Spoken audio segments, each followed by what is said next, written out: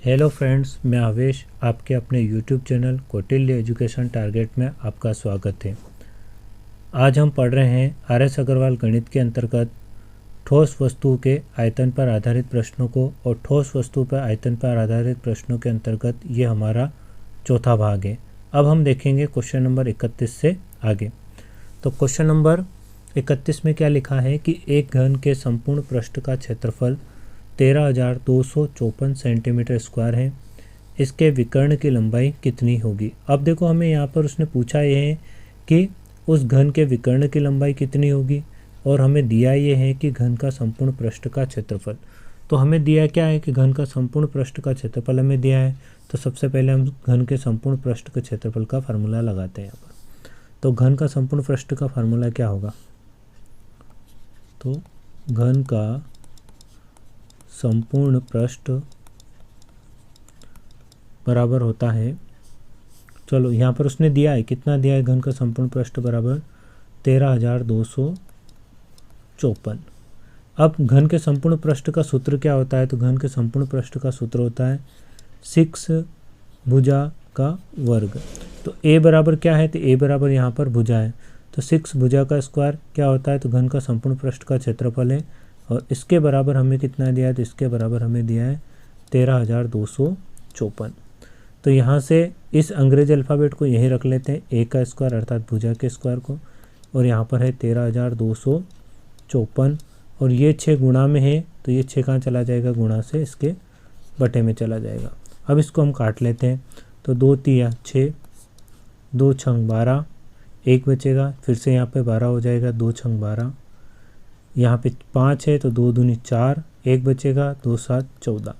अब 3 से भी ये कट रहा है, तो 3 से भी इसको काट लेते हैं। 3 एकम 3, 3 दूना 6, 3 दूना 6, और यहाँ तो नहीं कटता है 3 से, तो भागने जाएगी इसकी, यहाँ पर 0 आ जाएगी, और यहाँ पर कितना था, तो यहाँ पर 27 हो जाएगा। तो 3 नम 27। तो ए स्क्वायर बराबर कितना है, तो ए स्क्वायर बराबर बचा यहाँ पर 2,209। अब यहाँ पर हमें क्या चाहिए, तो हमें यहाँ पर चाहिए, यहाँ से हमें विकर्ण की लंबाई चाहिए। तो विकर्ण की लंबाई का फार्मूला क्या होता है, तो घन का विकर्ण बराबर क्या होता है, तो घन का विकर्ण, तो घन का विकर्ण बराबर होता है a अर्थात भुजा अंडर रूट के अंदर 3, अर्थात हमें a तो यहाँ से पता है नहीं है, और अंडर रूट 3 हमें यहाँ से पता है। तो हमें क्या निकालना पड़ेगा, a, अर्थात हमें यहाँ पर भुजा का मान चाहिए, लेकिन हमें यहाँ पर a स्क्वायर बराबर पता है, तो हमें a बराबर कितना है वो निकाल लेते हैं। तो a बराबर कितना होगा, तो 2,209, और ये वाला जो वर्ग है ये इसके ऊपर लग जाएगा। तो a बराबर कितना आ जाएगा, तो 2,209 जो है ये किसका वर्ग होता है, तो इकाई के स्थान पर कितना यहाँ पे 9 है। तो 9 किस किस के पीछे आता है, 1 से लगाकर 10 तक में, तो 9 आता है, एक तो 3 के वर्ग के पीछे आता है, और 1 आता है हमारा 7 के वर्ग में। इकाई के स्थान पे कितना आता है, 9 आता है। अब देखते हैं यहाँ से वर्ग में हम 2 संख्या छोड़ते थे, यहाँ पर कितना बचा है 22। तो 22 किसके वर्ग के आसपास आता है, तो 4 चौक 16, 5 का 25 ज़्यादा हो जाएगा, तो या तो ये 43 का है या फिर 47 का है। तो बीच वाली संख्या निकाल लेते हैं, 45 × 45, 5 का 25, और 4 में बढ़ा देंगे 5 चौक 20। तो यहाँ पर है 20 25, और यहाँ पर है 2209, 2209। तो 20 25 से बड़ा होता है 2209, अर्थात ये किसका वर्ग है, तो ये हो जाएगा हमारा 47 का वर्ग। तो a का मान हमने यहाँ से निकाल लिया, कितना आया, तो a का मान यहाँ से हमारा 47 आया। तो बस यहाँ पे मान रख देते हैं, a बराबर कितना है, 47 है, और ये अंडर रूट 3 इसके किस में, गुणा में।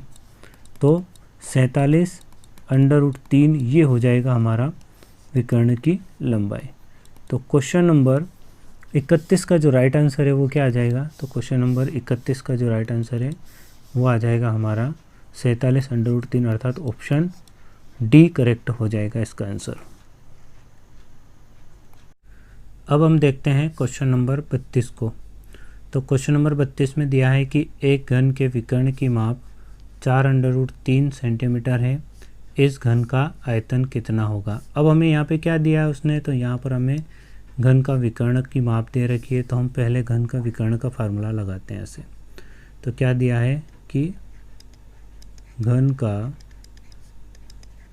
विकर्ण, तो घन का विकर्ण बराबर कितना दिया है, तो घन का विकर्ण बराबर दिया है 4√3। तो घन के विकर्ण का फार्मूला क्या होगा, तो यहाँ से घन के विकर्ण का फार्मूला होता है a√3 और इसके बराबर में कितना दिया है, तो इसके बराबर में हमें यहाँ पर 4√3 दिया है। तो a को यहीं रहने देते हैं 4√3 और यहाँ से इस √3 को गुणा में है तो बटे में पहुँचा देते हैं। √3 से √3 कट जाएगा तो a बराबर कितना आएगा, तो a बराबर आ जाएगा 4। अर्थात a को ही क्या कहते हैं हम, तो a को ही हम भुजा कहते हैं। ठीक है ना। तो अब आगे करते हैं सवाल को। तो देखो पूछा क्या था उसने कि इस घन का आयतन कितना होगा। तो घन के आयतन का फार्मूला क्या होता है, तो घन का आयतन बराबर, तो घन का आयतन बराबर होता है भुजा की घात 3, तो a की पावर 3 होता है। तो a की पावर 3 कितना होगा, तो a का मान हमने अभी निकाल लिया, यहाँ से कितना है 4 आया और 4 की पावर 3, तो 4 को कितनी बार लिखेंगे 3 बार। तो यहाँ से कितना आ जाएगा 4 चौक 16 गुणित 4 और 16 चौक 64।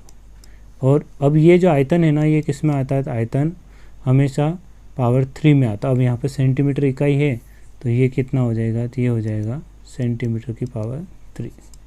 तो क्वेश्चन नंबर 32 का जो राइट आंसर वो कितना आ जाएगा, तो वो आ जाएगा हमारा 64 सेंटीमीटर की पावर 3। ये हो जाएगा हमारा राइट आंसर।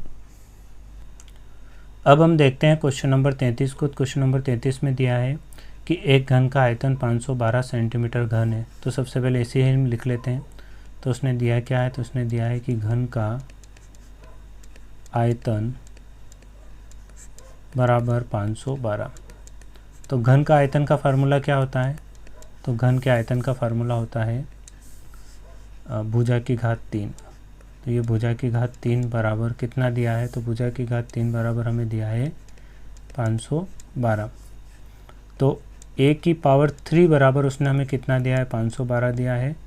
तो हम इससे 512 ये वाला, ठीक है, a की पावर 3। तो यहाँ से हम a को यहीं रहने देते हैं, 512 को इधर ही रहने देते और ये वाला जो घात 3 है ये इसके ऊपर यहाँ पर हम करनी लगा देते हैं। तो a बराबर किसकी पावर 3 512 होती है, तो अगर हम 8 गुणित 8 गुणित 8 अगर हम 3 बार लिखते हैं, ठीक है, तो ये कितना होता है, तो ये जो होती है 8 8 8 3 बार लिखेंगे तो कितना मिलेगा हमें 512 मिलेगा। तो 8 की पावर 3 बराबर 512 होता है, अर्थात ये किसकी गणनी घात थी, 8 की पावर 3 थी। तो 512 को हम कितना लिख सकते हैं, यहाँ से 8 लिख सकते हैं। तो a बराबर हमें यहाँ से मिल गया कि a बराबर कितना है, तो a बराबर है हमारा 8 है। अब हमें पूछा क्या था प्रश्न, तो प्रश्न में पूछा था कि घन का संपूर्ण पृष्ठ कितना होगा। तो घन के संपूर्ण पृष्ठ का फार्मूला क्या होता है, तो घन का संपूर्ण पृष्ठ बराबर होता है 6 भुजा का स्क्वायर। ठीक है, तो 6 को हम 6 रहने देते हैं। भुजा कितनी निकाली हमने 8 और इस 8 का क्या करना, हमें वर्ग करना है। तो 6 गुणित 8 गुणित 8 तो कितना हो जाएगा, 8 छंग 48 गुणित 8 तो ये हो जाएगा 8 8 64, 6 बचा 8 चौक 32 और 6 तो 32 और 6 हो जाएगा हमारा 38।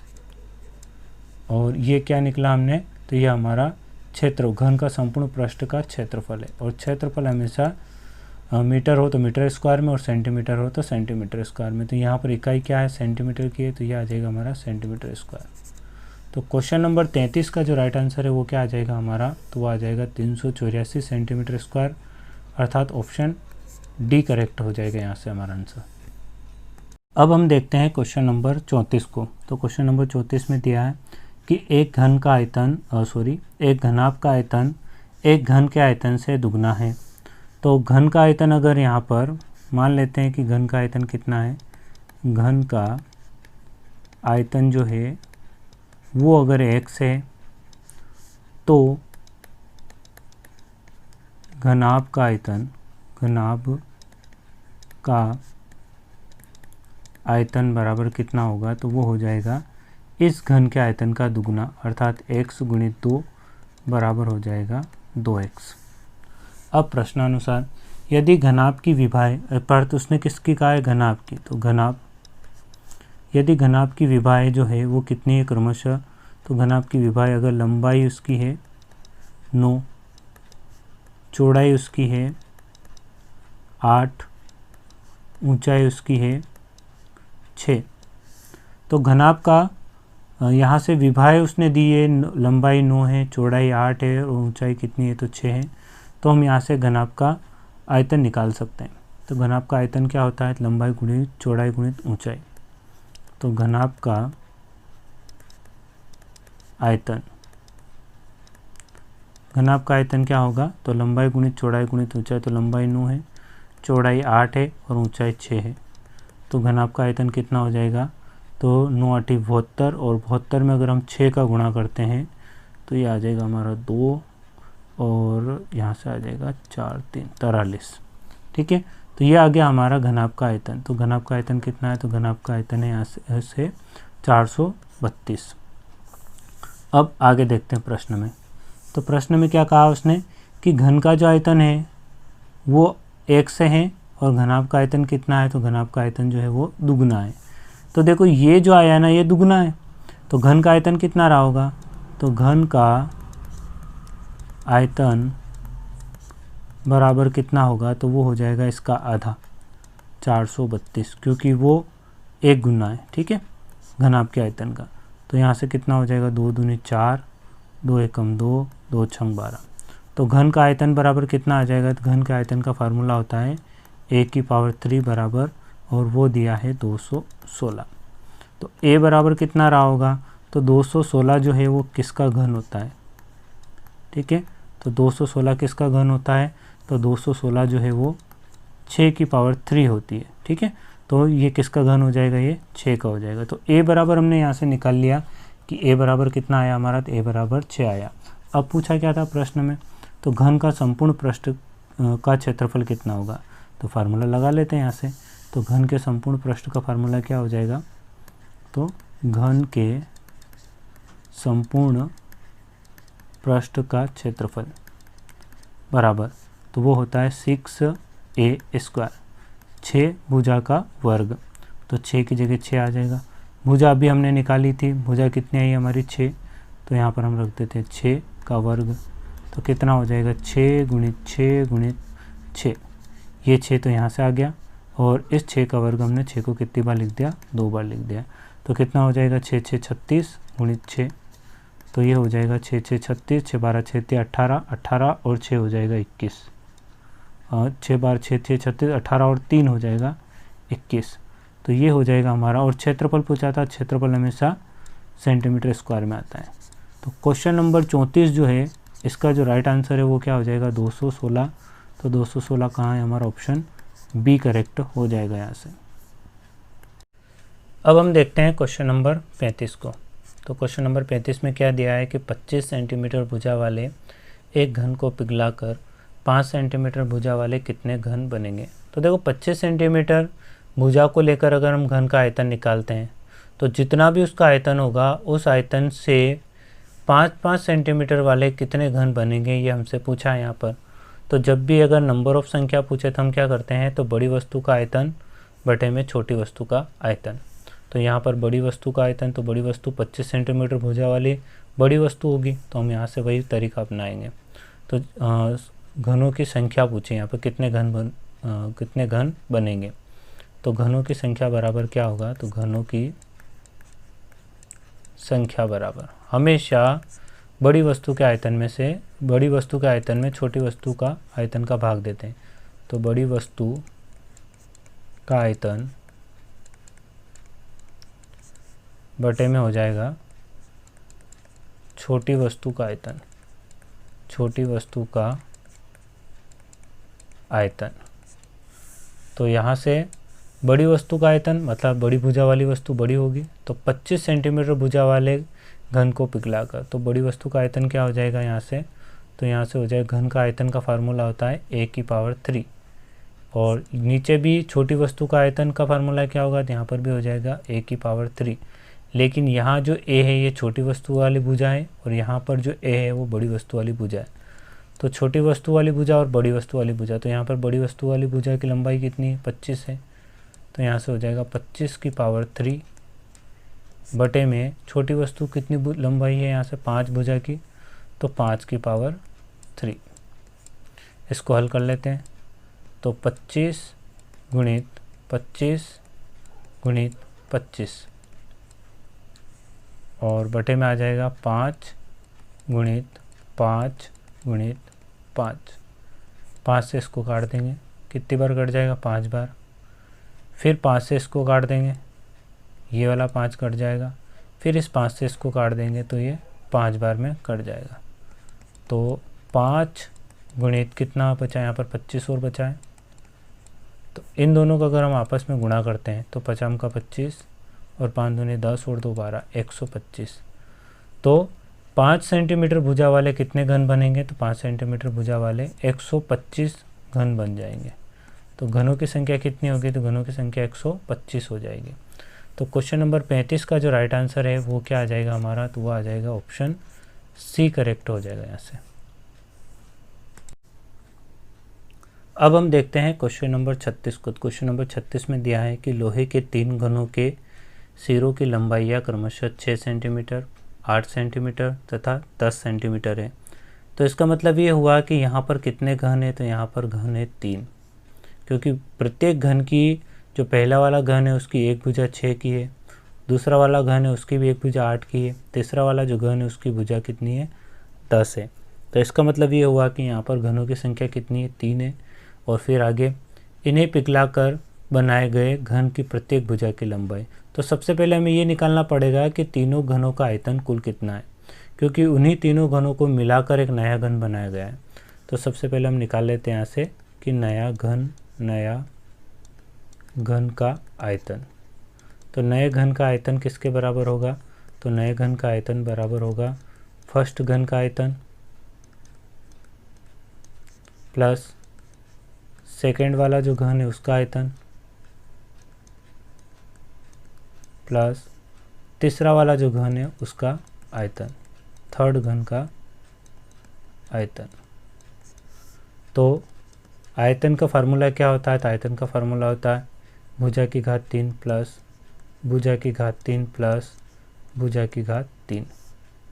तो पहले वाले घन की भुजा कितनी है, तो पहले वाले घन की भुजा यहाँ से 6 है, तो 6 की पावर 3 प्लस दूसरे वाले घन की भुजा कितनी 8 है, तो इसका आ जाएगा 8 की पावर 3 प्लस तीसरे वाले घन की भुजा कितनी है, 10 है, तो 10 की पावर 3। तो 6 को अगर हम 3 बार लिखते हैं तो 6 को 3 बार लिखने पर कितना आएगा, तो 6 को अगर हम 3 बार लिखते हैं तो वो आ जाएगा हमारा 216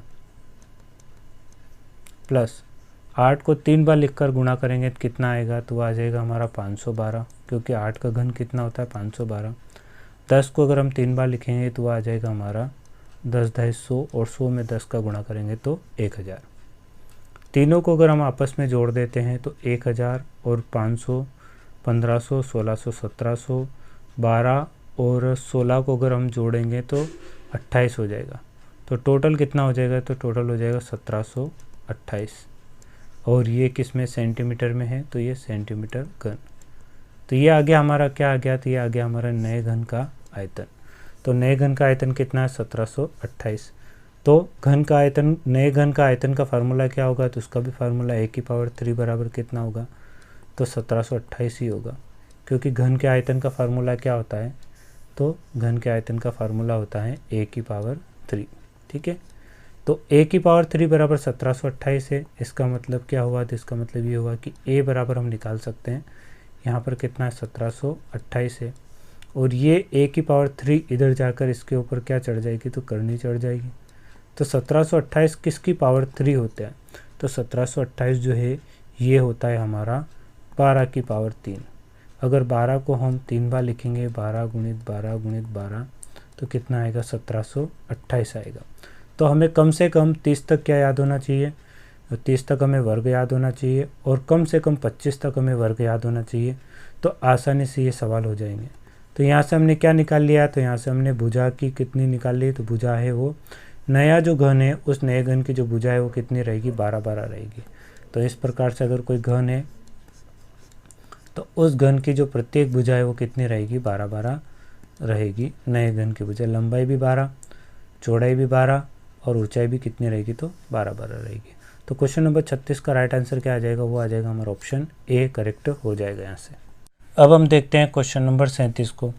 तो क्वेश्चन नंबर 37 में दिया है कि एक घन के संपूर्ण पृष्ठ का क्षेत्रफल 150 वर्ग सेंटीमीटर है, इसका आयतन कितना होगा। तो दिया क्या है यहाँ से हमें, तो दिया है कि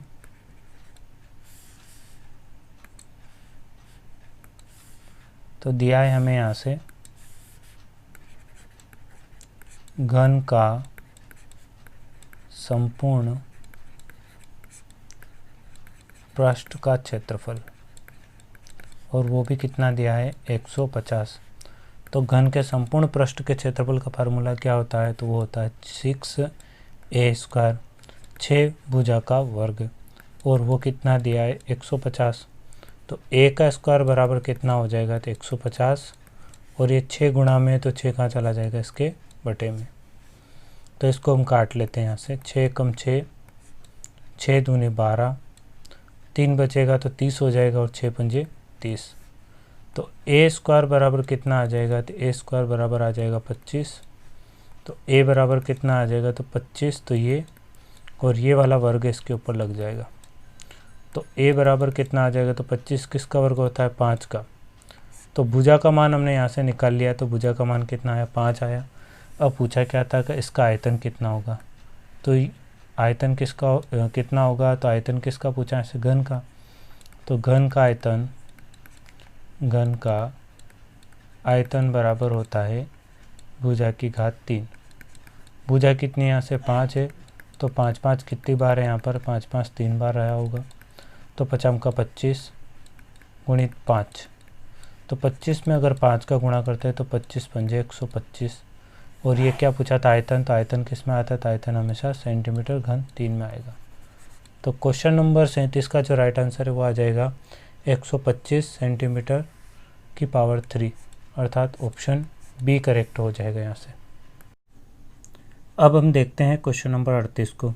तो क्वेश्चन नंबर 38 में क्या दिया है कि धातु के बने एक घन की प्रत्येक भुजा 12 सेंटीमीटर है। तो इस 12 सेंटीमीटर भुजा वाले घन का आयतन निकाल लेते हैं। तो यहाँ से कितना दिया हमें, तो घन का आयतन बराबर फार्मूला होता है भुजा की पावर 3। तो यहाँ पर भुजा कितनी है, तो 12 है, तो 12 गुणित 12 गुणित 12। तो घन का आयतन कितना आ जाएगा, तो 12 का घन कितना होता है, 1728 होता है। ठीक है, तो ये हमने निकाल लिया यहाँ से घन का आयतन कितना है, तो घन का आयतन है 1728, और ये सेंटीमीटर में है तो सेंटीमीटर की पावर 3। अब आगे प्रश्न में, तो प्रश्न में क्या कहा फिर आगे उसने, तो इसे पिघलाकर 3 छोटे घनों में ढाला गया है, अर्थात इस घन का जो आयतन है, घन का आयतन बराबर कितना होगा, तो फर्स्ट घन का आयतन, सेकेंड घन का आयतन प्लस थर्ड घन का आयतन, क्योंकि उसने ही कहा है यहाँ पर कि 3 छोटे छोटे घनों में डाला गया है। अब आगे, यदि इनमें से 2 घनों की भुजाएं, देखो इस घन का आयतन हमने अभी निकाला है ना, कितना है, तो टोटल है 1728 है, बराबर 1728 बराबर फर्स्ट घन का आयतन, तो उसने क्या कहा, तो क्रमशः 6। तो पहले वाला जो घन है उसकी भुजा कितनी है, 6 है, तो यहाँ पर आ जाएगा 6 की पावर 3 प्लस दूसरे वाले घन की भुजा कितनी है, 8 है, तो यहाँ पर आ जाएगा 8 की पावर 3, क्योंकि घन का आयतन क्या होता है, भुजा की पावर भुजा की घात 3, भुजा की घात 3। तो पहले वाले घन की भुजा कितनी 6 है, तो 6 की घात 3। दूसरे वाले घन की भुजा कितनी 8 है, तो 8 की घात 3, तथा तीसरे घन की प्रत्येक भुजा की लंबाई, और तीसरे घन की भुजा कितनी है तो वो हमें नहीं पता, तो ए कहीं ना कहीं भुजा रही होगी और उसकी पावर कितनी यहाँ पर 3। तो यहाँ पर कितना आ जाएगा, तो यहाँ पर आ जाएगा 1728 बराबर 6 की पावर 3 करेंगे तो कितना आएगा, तो 6 की पावर 3 करेंगे तो 216 आएगा। फिर प्लस है 8 की पावर 3 करेंगे तो कितना आएगा, तो 8 की पावर 3 करेंगे तो 512 आएगा, प्लस ए की पावर 3। तो अब 1728 तो ये हो गया हमारा बराबर 216 और 512 को अगर हम जोड़ते हैं तो कितना मिलेगा हमें, तो ये मिल जाएगा हमारा 6 और 2 8 और 1 और 1 2 5 और 2 7 728 प्लस 1 की पावर 3। अब आगे देखो उसने हमें कहा क्या था यहाँ से, तो उसने कहा ये है तो तीसरे घन की प्रत्येक भुजा की लंबाई बताना।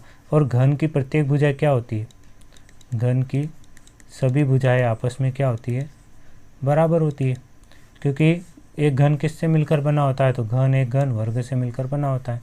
तो इसका मतलब अगर हम a की पावर 3 निकाल लें, ठीक है, तो a की पावर 3 निकाल सकते हैं यहाँ से। देखो a की पावर 3 को यहीं रहने देते हैं और इधर कितना है, तो इधर है हमारा 1728 है और ये इधर प्लस का है, तो इधर ले जाके इसको किसका कर देंगे, माइनस का।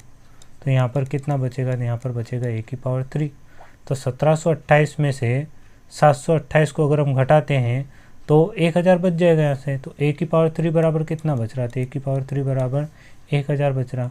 तो a बराबर कितना आ जाएगा, तो a बराबर आ जाएगा हमारा 1000 और ये घात 3 इसके ऊपर चली जाएगी, तो यहाँ पर कितना हो जाएगा, तो ये करनी 3 हो जाएगी। तो a बराबर कितना होता, तो 1000 किसका घन होता है, तो 1000 जो है वो 10 का घन होता है। तो 1000 किसका घन हो जाएगा यहाँ से, 10 का। तो a बराबर कितने आ गए, तो प्रत्येक भुजा आ जाएगी यहाँ से 10 की आ जाएगी। अर्थात इस प्रकार अगर कोई घन रहा होगा तो उस घन की प्रत्येक भुजा कितने कितने की रही होगी, तो उस घन की प्रत्येक भुजा 10-10 की रही होगी। तो क्वेश्चन नंबर 38 का जो राइट आंसर वो आ जाएगा हमारा ऑप्शन ए करेक्ट हो जाएगा ऐसे। अब हम देखते हैं क्वेश्चन नंबर 39 को। तो क्वेश्चन नंबर 39 में क्या दिया है कि एक ठोस घनाभ की भुजाएं क्रमशः 72, 75 तथा 135 सेंटीमीटर हैं। अब इसका मतलब ये हुआ कि ये जो घनाभ है, और घनाभ किस प्रकार की आकृति होती है, तो घनाभ जो है वो एक आयताकार आकृति होती है और आयताकार आकृति में क्या होता है, एक लंबाई होती है, एक चौड़ाई होती है, लेकिन घनाभ यहाँ पर ये घनाभ है तो इसमें एक ऊंचाई भी होगी। तो ये क्रमशः में क्या दे रखा है, तो 72 तो लंबाई है, 75 इसकी चौड़ाई है तथा 135 इसकी क्या रही होगी, ऊंचाई रही होगी। तो सबसे पहले हम घनाभ का आयतन यहाँ से निकाल लेते हैं। तो घनाभ का आयतन क्या होगा, तो घनाभ का आयतन यहाँ से हम निकालते हैं। तो घनाभ का आयतन, तो घनाभ का आयतन बराबर होगा लंबाई गुणित चौड़ाई गुणित ऊंचाई। तो लंबाई कितनी है यहाँ से, तो लंबाई है 72, चौड़ाई कितनी है, तो चौड़ाई है 75 और ऊंचाई कितनी है, तो ऊंचाई है यहाँ से 135। अब आगे इन सब को अगर हम हल करते हैं तो 72 को, 75 को और 135 को अगर हम आपस में हम गुणा करेंगे तो ये आ जाएगा हमारा 729 और 000। तो इतना आएगा हमारा, ये सेंटीमीटर में है तो सेंटीमीटर घन, सेंटीमीटर की पावर 3।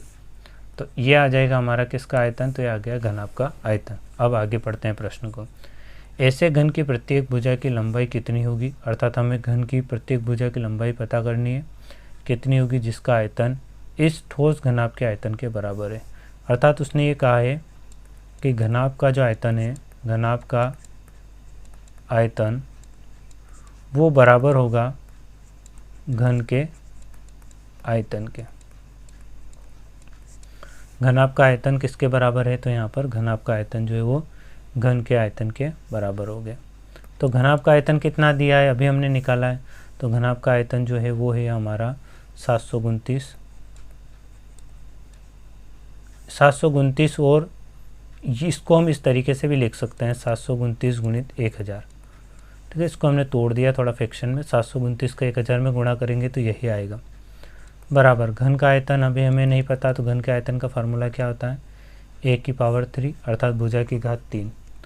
तो यहाँ पर हम किस तरीके से लिख सकते हैं, तो a को a ही रहने देते हैं, उस घात 3 जो है इसको ऊपर इसके ऊपर लगा देते हैं, तो ये भी घात 3 हो गया गुणित, और यहाँ पर भी हम लगा देते हैं इसको, तो 729 गुणित इसके ऊपर यहाँ पर भी 1000 है, तो 1000 के यहाँ पर भी हम लगा देते 3। तो a बराबर कितना आ जाएगा, तो a बराबर 729 किसका घन होता है, तो 729 जो है ये हमारा 9 का घन होता है और 1000 किसका घन होता है, तो 1000 10 का घन होगा। तो a बराबर कितना निकालेंगे, तो a बराबर 10 का 9 में गुणा करेंगे तो 90 आ जाएगा। तो यहाँ से a बराबर हमने निकाल लिया, तो a बराबर कितना है हमारा, तो a बराबर यहाँ से आ गया हमारा 90 आ गया। अर्थात भुजा की लंबाई जो है वो कितनी आ गई, तो भुजा की लंबाई आ गई हमारी 90। अब आगे, तो जिसका आयतन इस ठोस के आयतन के बराबर होगा। पूछा क्या था उसने, तो ऐसे घन की प्रत्येक भुजा की लंबाई, तो घन के प्रत्येक भुजा की लंबाई तो हमने निकाल ली है, तो घन की प्रत्येक जो भुजा है वो कितनी होगी, तो घन की प्रत्येक भुजा जो है वो 90 सेंटीमीटर होगी। ये हमारा राइट आंसर आ गया, क्योंकि यही हमारा क्या था, यहाँ से आंसर था। तो क्वेश्चन नंबर 39 का राइट आंसर आ जाएगा ऑप्शन डी करेक्ट हो जाएगा। अब देखते हैं हम क्वेश्चन नंबर 40 को। तो क्वेश्चन नंबर 40 में क्या दिया है कि 8 सेंटीमीटर कोर वाले दो घनों को उनके सिरों से मिलाने पर प्राप्त घनाभ का पृष्ठीय क्षेत्रफल कितना होगा। तो सबसे पहले इसने कहा क्या है, तो सबसे पहले इसने जो हमें कहा है वो इस प्रकार से कहा है कि एक इस प्रकार से कोई घन है जिसकी प्रत्येक भुजा कितनी 8 है, और ठीक ऐसा ही एक और घन है जिसकी भी प्रत्येक भुजा कितनी है 8 है, और इन दोनों को हम सिरों को मिला देते हैं। तो इस प्रकार से ये पहला घन है, और ये वाला सिरा अगर इसका मिला देते हैं तो ये वाला हमारा हो जाएगा दूसरा घन। तो इसकी 8 भुजा थी तो इसकी भी 8 होगी, ये भी भुजा 8 होगी, ये भी भुजा 8 होगी, ये भी भुजा 8 होगी, ये भी भुजा 8 होगी। तो इस प्रकार से जो नया घन बनेगा, तो उस नए घन में ये यहाँ से यहाँ तक जो भुजा है वो 8 + 8 कितना हो जाएगी 16। तो लंबाई कितनी हो जाएगी उसकी, तो लंबाई बराबर हो जाएगी 16। चौड़ाई कितनी होगी, तो चौड़ाई उसकी कितनी रहेगी, तो चौड़ाई उसकी 8 ही रहेगी यहाँ से। तो लंबाई उसकी 16 आ गई, चौड़ाई उसकी कितनी रहेगी, तो चौड़ाई उसकी 8 रहेगी, और ऊंचाई कितनी हो जाएगी, तो ऊंचाई उसकी 8 हो जाएगी यहाँ से। ऐसा क्यों किया हमने, तो ऐसा इसलिए किया क्योंकि लंबाई ज़रूर बढ़ी यहाँ से, तो चौड़ाई और ऊंचाई में कोई फ़र्क नहीं पड़ेगा। ठीक है, तो यहाँ से ये हो गया हमारा, लंबाई 16 है, चौड़ाई 8 हैगी, और ऊंचाई भी 8 ही रहेगी। अब आगे, घनाभ का पृष्ठीय क्षेत्रफल। देखो घनाभ का पृष्ठीय क्षेत्रफल हमसे पूछा है, तो घनाभ के पृष्ठीय क्षेत्रफल का हम फार्मूला लगा लेते हैं यहाँ से। घनाभ का पृष्ठीय क्षेत्रफल बराबर होगा 2 लंबाई गुणित चौड़ाई प्लस चौड़ाई गुणित ऊंचाई प्लस ऊंचाई गुणित लंबाई। तो ये हो गया 2। लंबाई को हम क्या मान लेंगे यहाँ से a, चौड़ाई को b और ऊंचाई को c। तो ये आ जाएगा 2ab plus bc plus ca। तो 2 लंबाई कितनी है यहाँ से हमारी, तो लंबाई है यहाँ से 16 गुणित चौड़ाई कितनी है 8, फिर चौड़ाई कितनी 8 है, ऊंचाई कितनी है, तो ऊंचाई यहाँ से 8 है, फिर ऊंचाई कितनी 8 है, और लंबाई कितनी है, तो लंबाई यहाँ से 16 है। तो 2 16 का 8 में गुणा कर लेंगे तो कितना आ जाएगा, 16 8 128 प्लस 8 का 8 में गुणा करेंगे तो 64 प्लस 16 का 8 में गुणा करेंगे तो 16 8 128। फिर से स्क्वायर करेंगे तो पहले ब्रैकेट को हल कर लेंगे, 128 64 और 128, तो 12 दूनी 24, 8 दूनी 16, 16 34 और 4 32 35 6 20, तो पीछे आ जाएगा हमारा, और आगे 100 200 और 300 320 ये हो जाएगा। तो 2 गुणित 320 बराबर कितना आएगा, तो 32 दूना 64 640 सेंटीमीटर स्क्वायर, क्योंकि क्षेत्रफल हमेशा किस में आता है, तो सेंटीमीटर स्क्वायर में आता है। तो क्वेश्चन नंबर जो 40 है इसका जो राइट आंसर है वो क्या आ जाएगा हमारा 640 सेंटीमीटर स्क्वायर, अर्थात ऑप्शन सी करेक्ट हो जाएगा यहाँ से।